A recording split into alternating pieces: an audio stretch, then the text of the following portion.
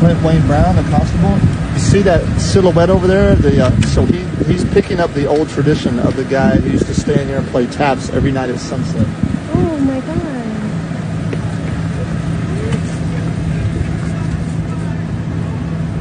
This is a special tree going.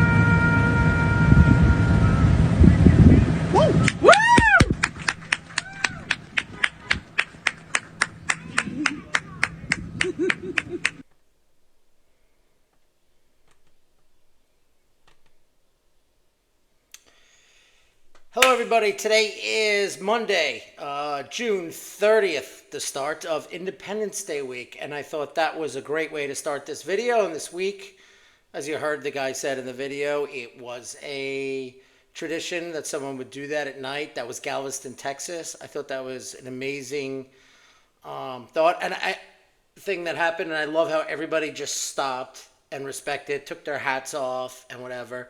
And I guarantee you there were run of the normies in that crowd, regular run-of-the-mill Democrats, even in there, Republicans and so forth. This is a city, and it's nice. It just shows you that, like,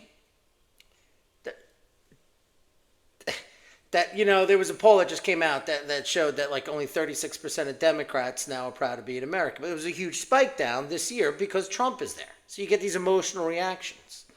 Remember, the Democratic Party, it's ideological base, and because they control corporate media and academia, they push these things and they give it. But the average person who just tunes into a couple of shows and this and that, as a Democrat, really doesn't understand what's going on. Okay, they're the uninformed voter, believer in the complete systems, the information they're giving them regarding Trump, Republicans, conservative movement, populist movement, whatever.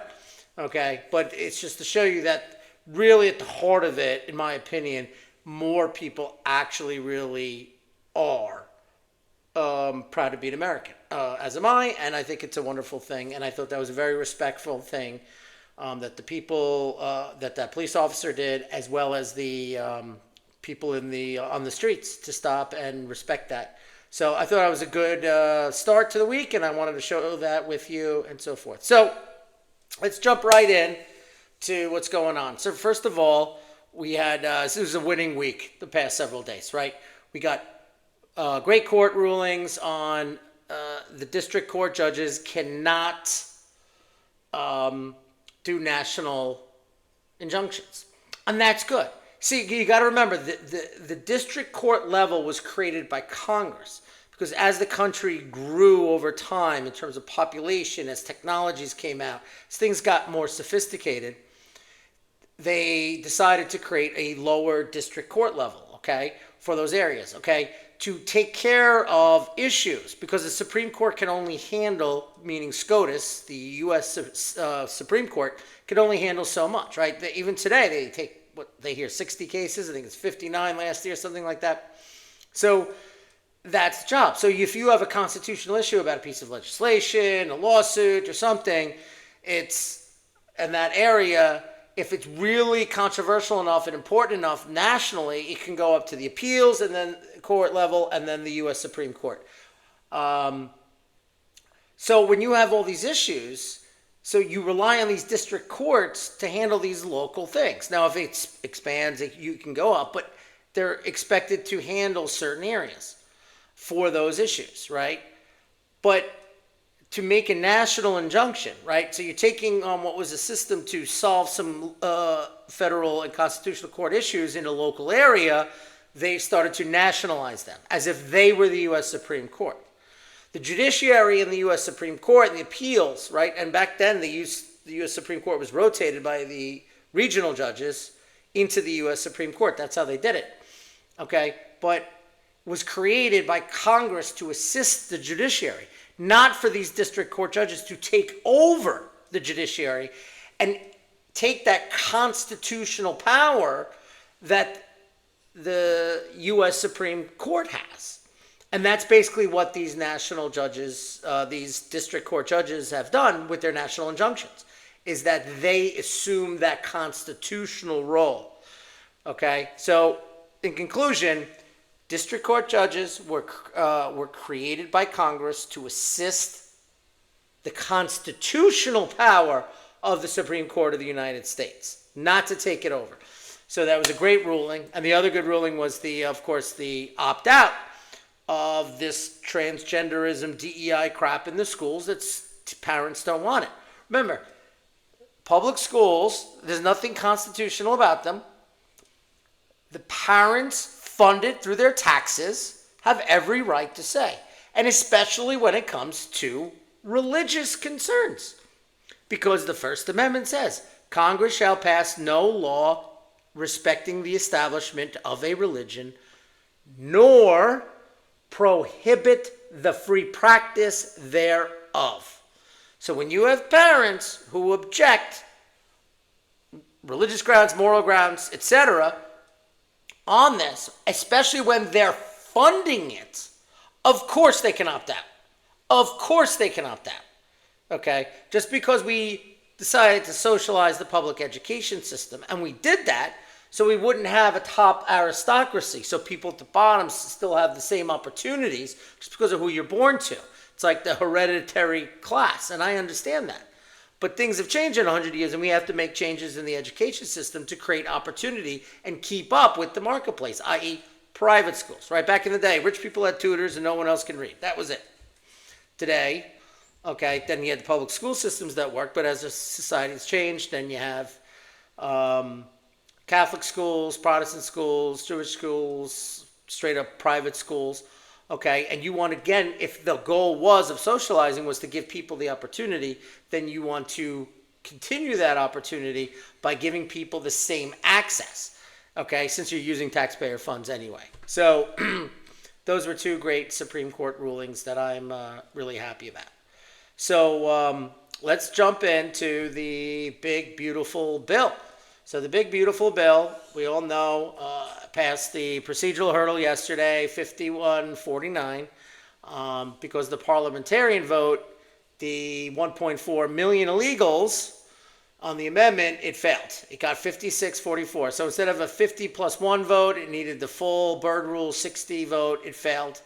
Now, what's interesting is the three Dems that voted yay were, actually there were four, Ossoff, Warnock, both from Georgia, Masto, Nevada, and what was the last one? Oh, I forgot the last one off the top of my head. But again, it was another swing state. So that was, it was Hassan from New Hampshire. But yet Susan Collins, who's up for re-election this year, she voted no as well, as did Fetterman, which I was surprised. I thought Fetterman would vote for it. But either way, they were 4 votes short. So we're going to have this issue. And there could be other legislative things you can do, other executive orders you can do, other courts and lawsuits that you can do to prevent, while people with families are waiting to get on these programs with children who really need it, illegals just get on it, okay, in certain jurisdictions. And remember, because it's a joint state-federal program, you're subsidizing in another state that doesn't provide funding to Medicaid funding to illegal immigrants. You're subsidizing it anyway because it works as almost like a match. So that's that. So here we are with the big, beautiful bill. So what are my thoughts on this? I think it will pass. Here is the thing. We need the Tax Cuts and Jobs Act from 2017 expanded, period. It has to be made permanent. We cannot have those tax increases, especially after this 4-year inflationary period. there has to be more spending cuts in it, and there's not. So I see it as we have to bill. Now, there are certain assumptions that they have to make, especially with reconciliation, to follow that, to get the 50+1 rules to apply. But they're using very conservative assumptions, like they're not taking in sufficient tariff funds. They're implying low GDP growth into the economy. Okay, so yes, it's going to add to the deficits, and well, definitely to the debt, but it could shrink the deficits because it's not factoring in those things. But there are other spending cuts in there. But so here it is. We need to pass this bill. It has to be passed. It buys us time. It raises the debt ceiling. But we can do reconciliation again and really hammer off some spending cuts and really attack that and focus on certain things, especially if primary season's over and we get rid of some of these rhinos, okay? So I think that with the big, beautiful bill, let's go, you know what would really help?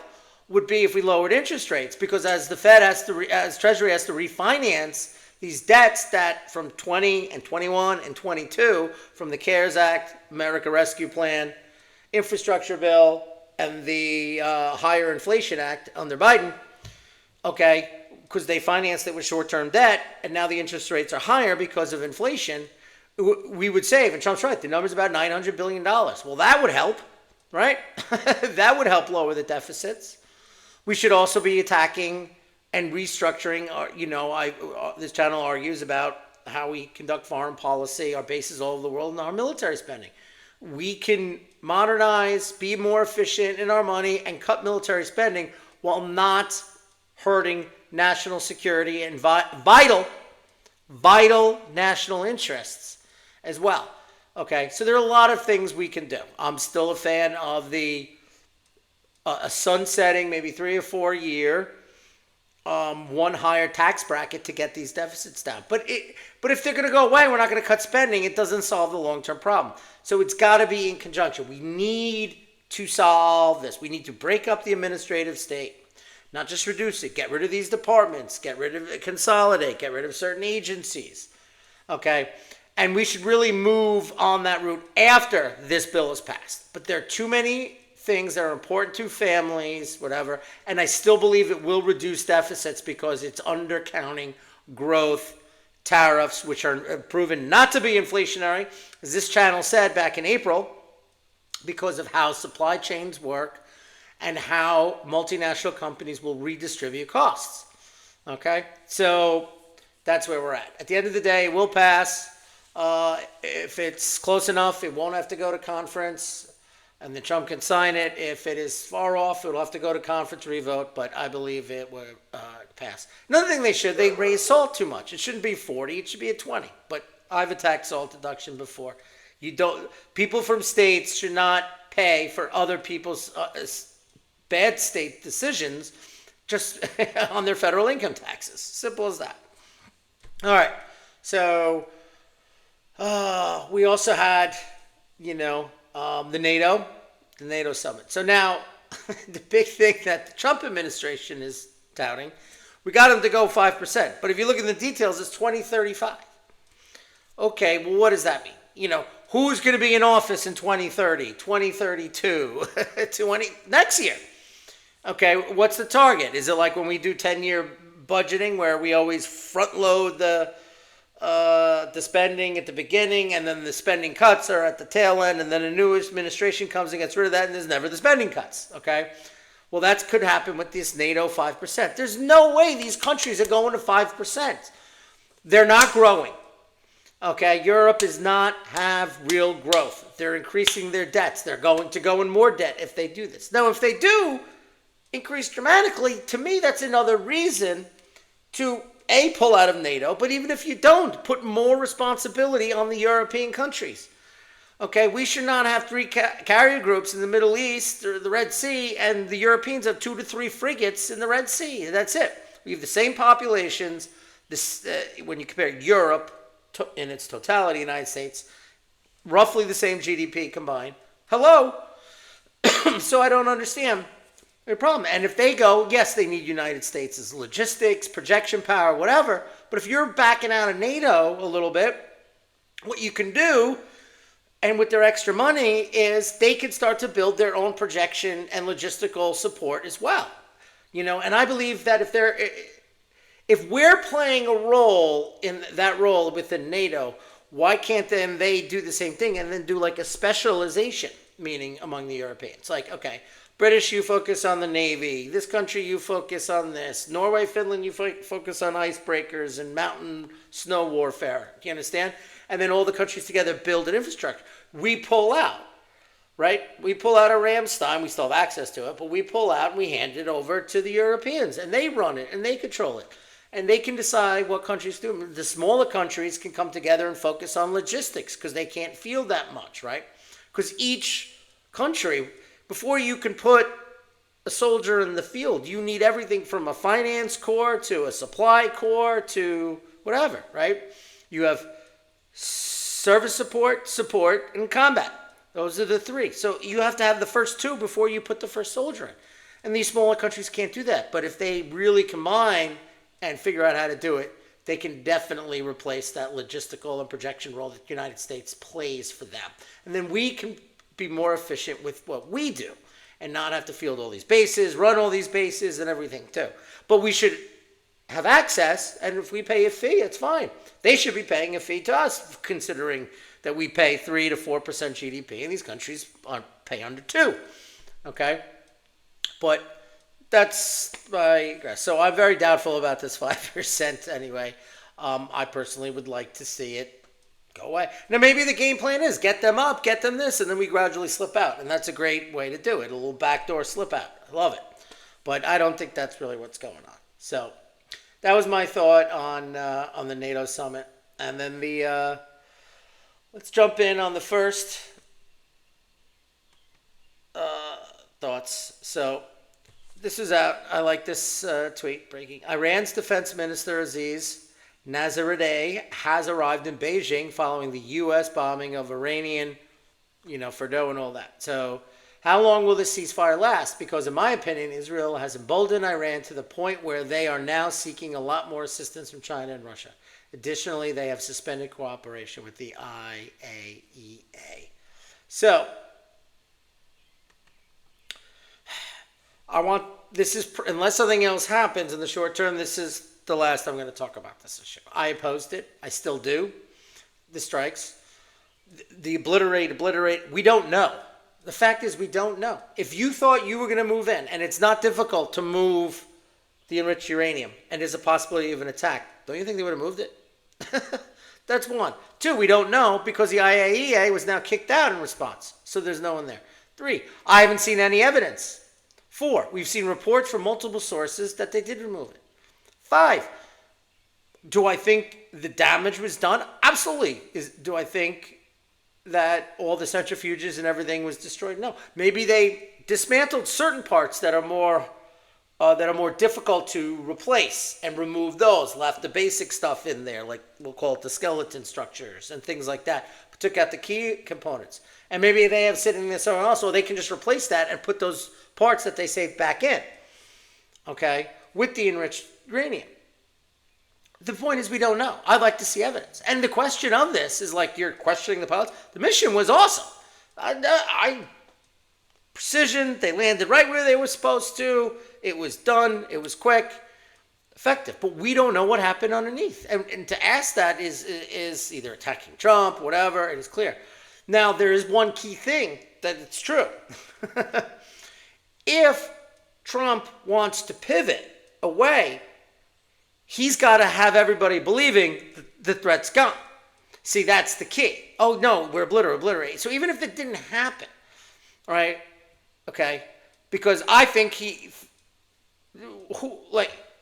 are they going to really use a nuke if they got it, like North Korea did? No. But we also know the Libyan effect. No one wants to end up that, right, because they gave up their weapons program. But I don't think they really even wanted it. The reason why they enriched it high, which they're allowed to as a member of the International Non-Proliferation Treaty, which is why the IAEA is there and they are a signatory to it. You're still allowed to do that. Okay, so they enriched, I believe, and I think the prevailing thought is as a negotiation tactic. If we go high, we can get that 3.7, or I think the next one was like 17.5.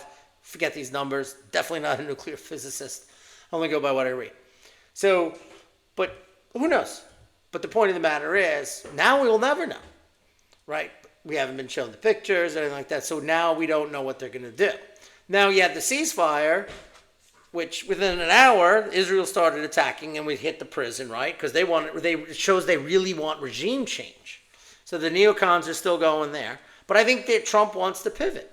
So if it gets out there that it wasn't completely destroyed, they moved it, this and that, then the Israelis put the pressure back on, the neocons and the real diehard Israel supporters of the United States put the pressure back on, and now we're back in.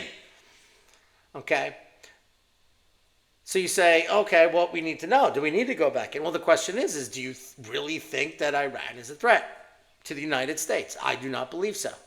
I have not seen any evidence of them protection for a multitude of reasons, which I'm not getting into in this particular video. But the point of the matter is that we don't know. You can question things and you can get answers. You may or may not get answers. But in that tweet, every time we get involved in these Middle Eastern conflicts, there's always unintended consequences.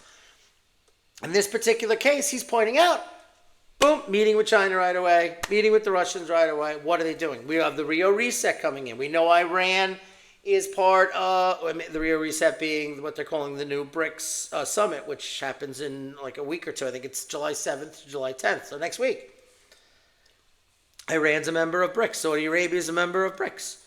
Other countries have applied. Okay? So, hey, let's link in this big, beautiful bill into this as well. If we're still going down the road of deficits and increasing our debt and raising debt ceilings without dollar-for-dollar cuts, with central banks accelerating their purchases of gold and the BRICS going this, and now that the United States just bombed a country that was not in violation of the Non-Proliferation Treaty, and Security Council and the UN did not have some sort of mandate. It was a unilateral action with another nation that was presently at war with that bomb nation.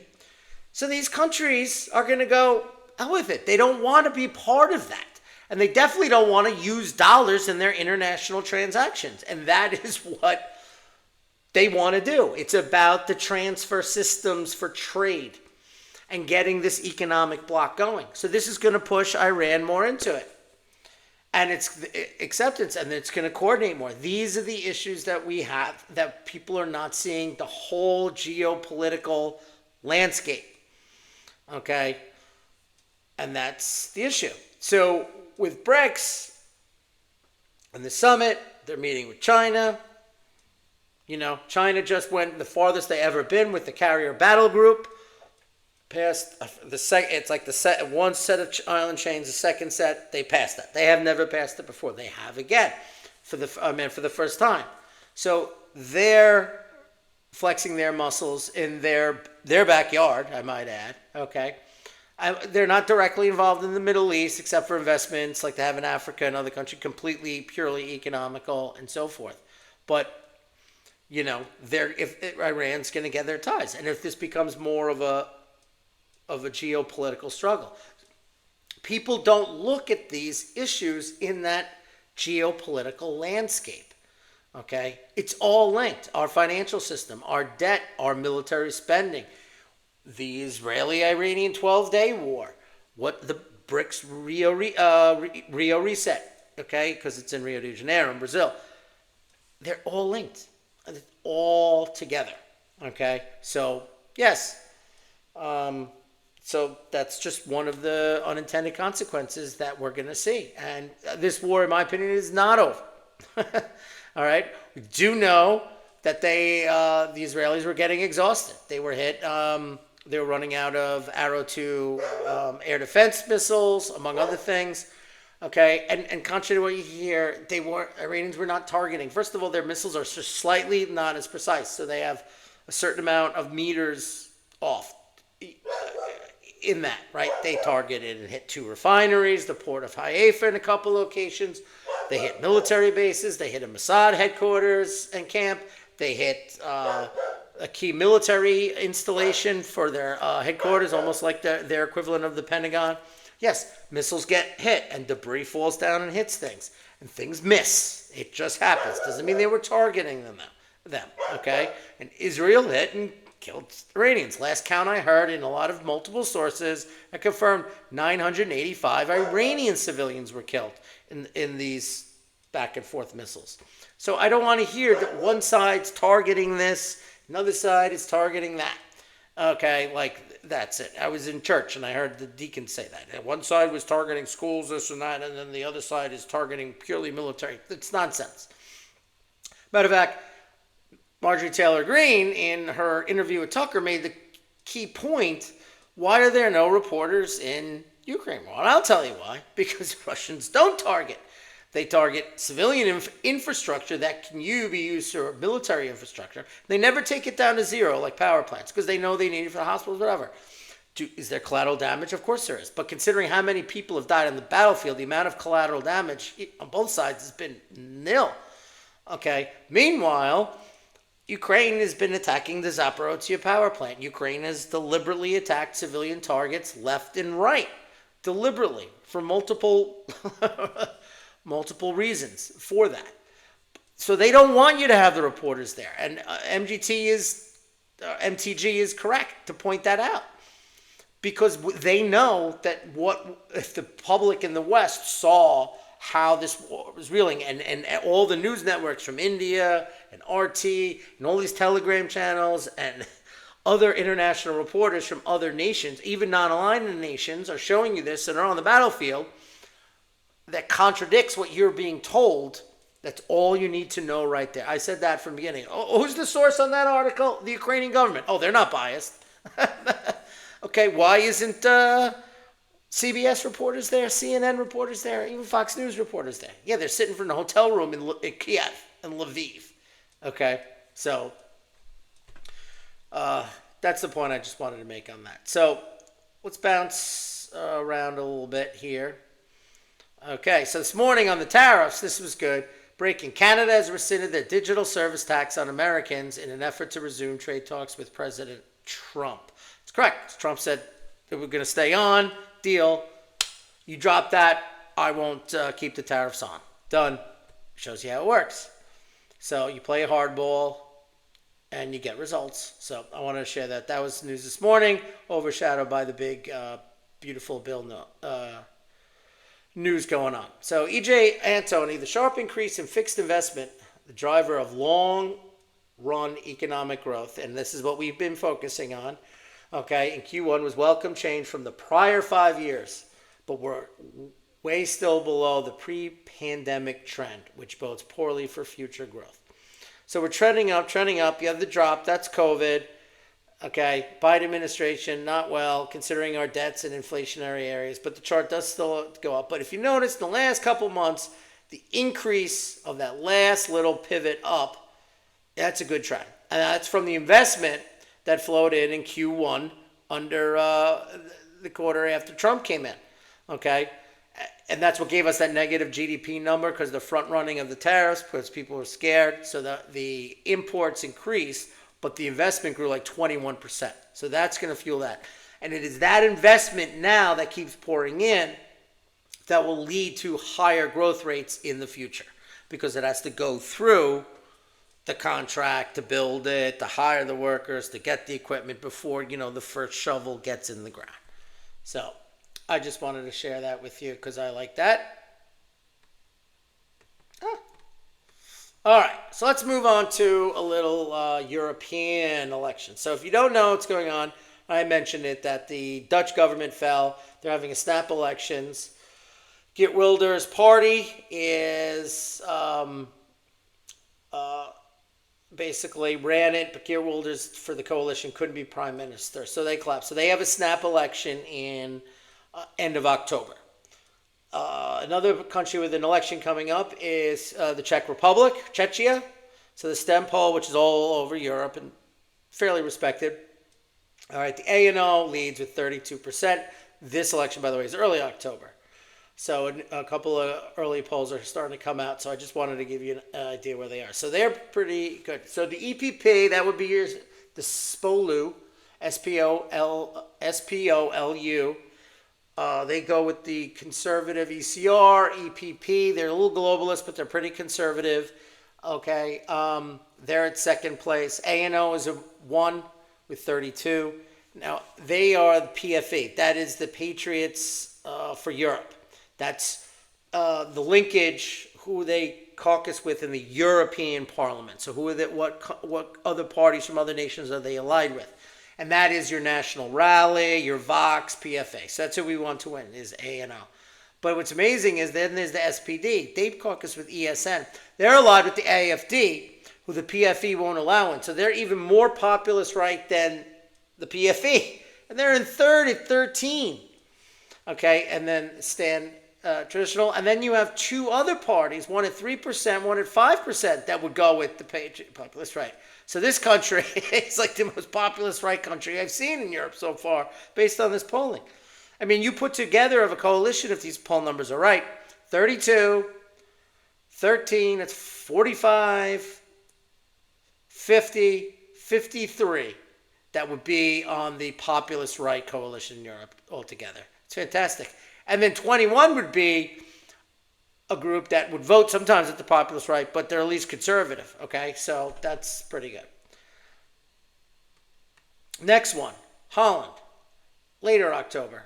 PFA, PVV, that's Geert Wilders' party. They're at 21. The left, 17%.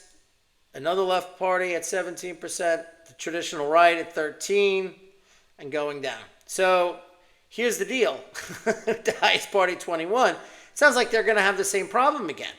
You know, forming a coalition, similar election results as last time, and governing. And one of the reasons why the coalition fell was because of the immigration issue.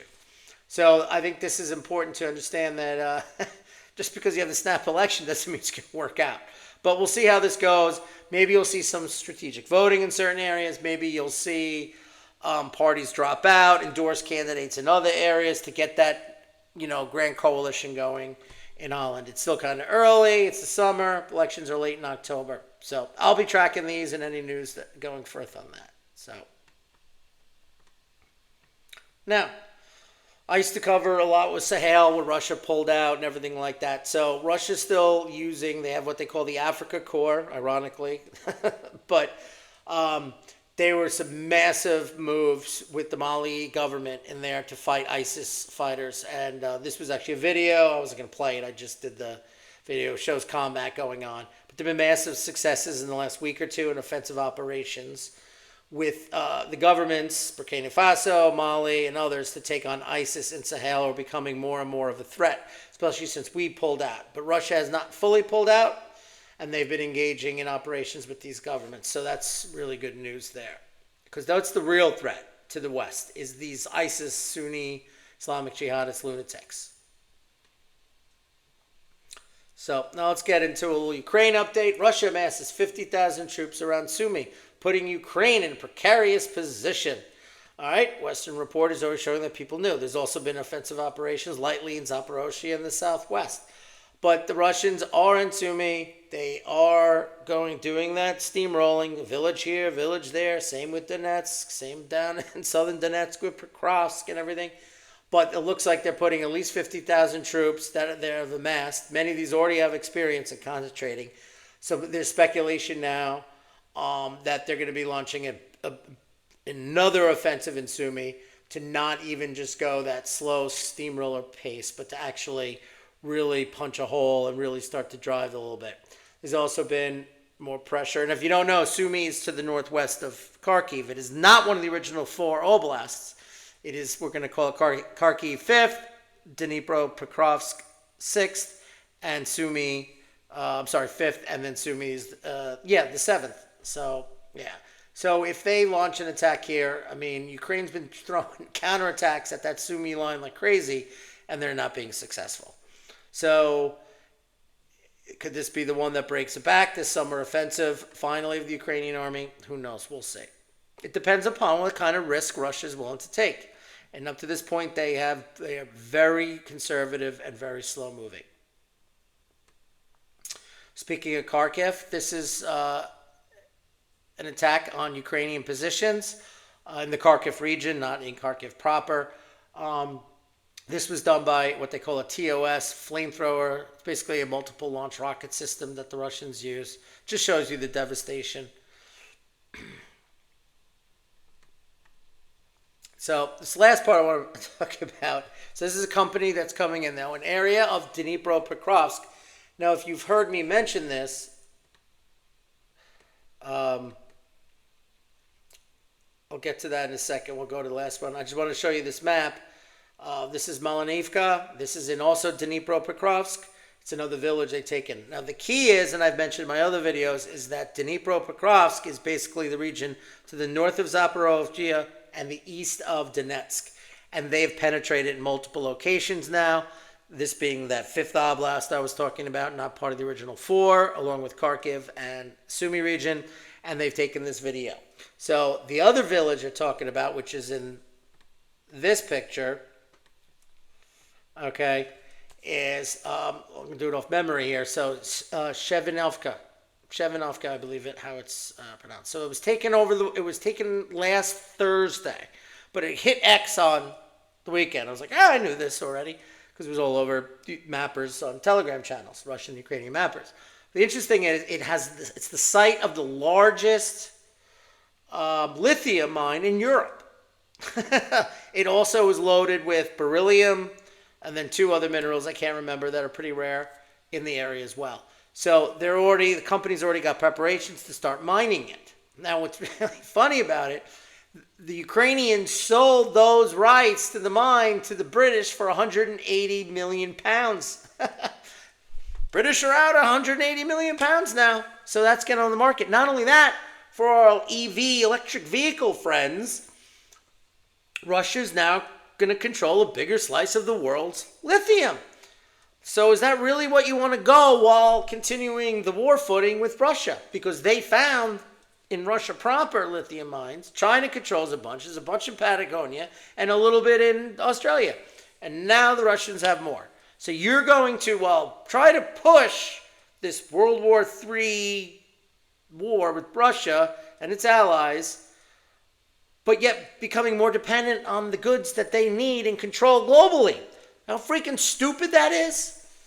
So I just wanted to throw that in there because I laughed, because considering how warmongering the British have been on this particular issue, they just lost another 180. Not like they haven't lost any money throwing it at the Ukraine as well, although they do a good job of intelligence planning and special operations planning, as we saw in the... So just doing a quick look to see if there's any breaking news on the BBB before I go. I don't seem to see anything right now.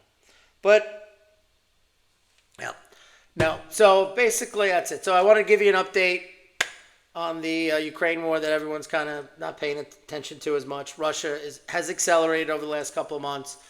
Pokrovsk is virtually unusable for Ukraine, although the Russians haven't taken it yet. After that, in Donetsk, and then you have, that's it for southern Donetsk. And then in northern Donetsk, you have Lysychansk and Kramatorsk. They're getting close to that. After that, that's all of Donetsk. They're taking a couple of villages in Zaporozhye region, pushing north. They've entered the waterway, Dnieper on the west side near Kherson. They're pushing in Sumy with a possible major offensive. They're pushing in Kharkiv. Luhansk is basically completely liberated from the Russian point of view. So we'll keep an eye on what's going there with the Ukraine war, any news on this offensive possibly, or any other news coming out of there. I'm going to be keeping an eye out on any kind of international stuff with the Rio reset coming next week. Keeping on who's talking to who, any more visits, cooperation with the whole Israeli-Iranian conflict and how that gets looped in with the geopolitical scene. Keep an eye on the economy, of course, that I always do, as well as domestic politics. Oh, yeah, by the way, we know Tom Tillis has stepped down. Trump says, yeah, tax him. I'm going to find a primary. He says, I'm not running again. He was on my hit list as well. And Paxton looks like he's up 20 over Cornyn. Unless Trump gets convinced to endorse Cornyn, I do not see him going. As a matter of fact, I wouldn't be surprised if Cornyn withdraws as well, because he doesn't want to be Liz Cheney, whatever. But don't be surprised if, because I'm going to see Bill probably do a hit list as we get closer to 26 in primary season. If a lot of people don't declare. Now, Lara Trump might take that seat, run for that seat. I don't know. Do we want a a family dynasty again? Probably not. I don't see it as the same. They're already wealthy, but then again, so are the Bushes. So but maybe where he came from, not oil field. I don't know. But we'll see how that goes there. So we'll keep an eye on the domestic politics and how this big, beautiful bill goes through, with the votorama coming to an end and the final passage, whether it'll have to go to conference or not. So that's where we're at. If you could follow me on my X at Patriot Planner 1, on my Getter at Patriot Planner. And if you like this video, which I hope you did, please follow, like, and share. All right, and have a great week, everybody. Happy Independence Day. I'm gonna try to put out one little video either that morning or the night before, just touching on a couple key things short, and like some sort of tribute to Independence Day, one of my favorite holidays of the year. All right, so have a great night, everybody. Enjoy Independence Day week. Bye-bye.